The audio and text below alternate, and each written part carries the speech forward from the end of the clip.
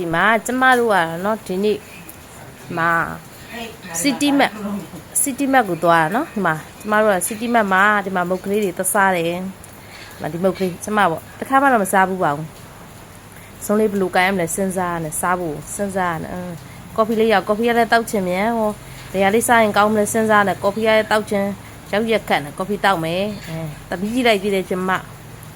ရမ်းစားငန်းနေเนาะကျမမြည်ကြည့်လိုက်သေးတယ်ကျမ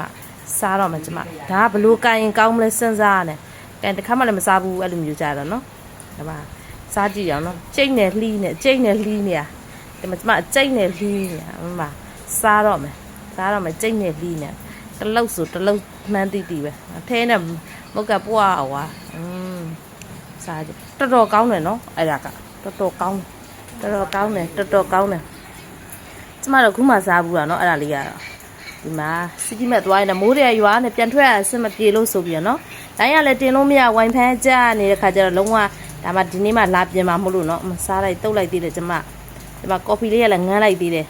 ဒီမှာကော်ဖီလေးရလည်းငန်းလိုက်သေးတယ်တောက်ချင်နေပြီစိတ်ကတောက်မယ်ကျမတော့ကော်ဖီလေးကြိုက်ပြန်မကြိုက်တာလည်းဘာမှမရှိပါဘူးကျမလည်းကျမကောင်းတယ်ပေါ့အဲ့လိုမျိုးပြောကျမဟိုကလေးလည်းကောင်းတယ်ဒီကလေးလည်းကောင်းတယ်ပေါ့နော်ကျမကောင်းတာတွေကြီးပဲအကုန်လုံးစားရမှတည်းကကုန်ကောင်းဒီလိုလေးစားနေကျမမေကလှမ်းကြွေးသေးရဲ့ဒီကြားထဲဒီမှာကျမစားသေးတာကျမမေသူကဗီဒီယိုထဲပါချင်လို့ဆိုကျမပြောဆိုနေလို့ထည့်ပေးရသေးတယ်သူလည်းစားသေးတယ်စားပြသေးတာကောင်းသားပဲတဲ့မစိုးပါဘူးတဲ့လေကျမမေကအဲ့လိုပြောပြအဲ့တော့ကျမအတင်းစားတာပဲเนาะတောင်းစားမစိုးလို့အတင်းလူစား